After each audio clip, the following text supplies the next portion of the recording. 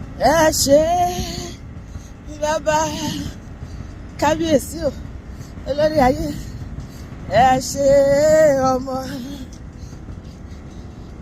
agbanilagbatan o bàbá mi ò ẹ ṣé bàbá.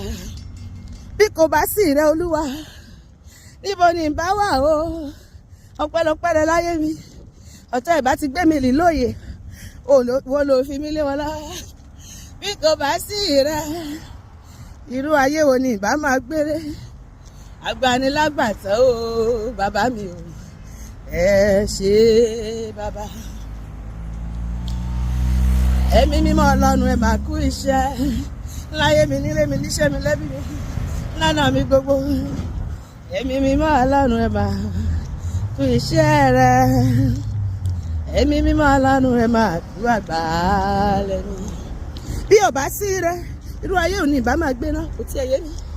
Ó ní bí ò bá sí rẹ irú ipò wo ni ìbá wà wọ́n. Ìbá ti lọ sí ìlú Ọ̀ṣun, ìbá lọ bọ Ọ̀ṣun lọ́wẹ́. Ìbá ti lọ sílùú Ìbàdàn, ìbá lọ bọ Òkè Ìbàdàn lọ́wẹ́.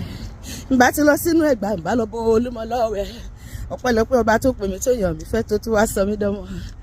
Ẹ̀mí mímọ́ Ọlọ́run ẹ máa kú iṣẹ́ láyé mi, ẹ̀mí mímọ́ Ọlọ́run ẹ máa kú iṣẹ́ rẹ o, mo gbé ọ̀gá bàbá.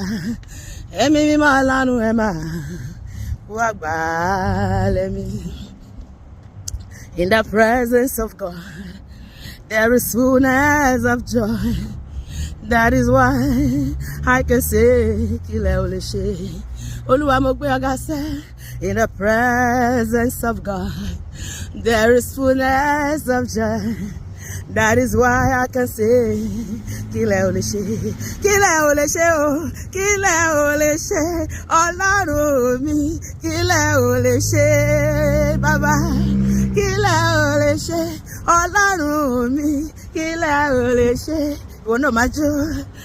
Ẹ̀yin tí ẹ dá ayé àtọ̀run, kílẹ̀ ò lè ṣe Olúwa, kílẹ̀ ò lè ṣe Ọlọ́run mi, kílẹ̀ ò lè ṣe. Tálẹ̀ òjìlá o, tálẹ̀ òjìlá Ọlọ́run mi, tálẹ̀ òjìlá, tálẹ̀ òjìlá bàbá, tálẹ̀ òjìlá Ọlọ́run mi, tálẹ̀ òjìlá olórí ayé. Ẹ̀yin tí ẹ dá ayé àtọ̀run, tálẹ̀ òjìlá Olúwa, tálẹ̀ òjìlá Ọlọ́run mi, tálẹ̀ òjìlá. Alágbára ni ọ́, alágbára ni ọ́ Ọlọ́run mi.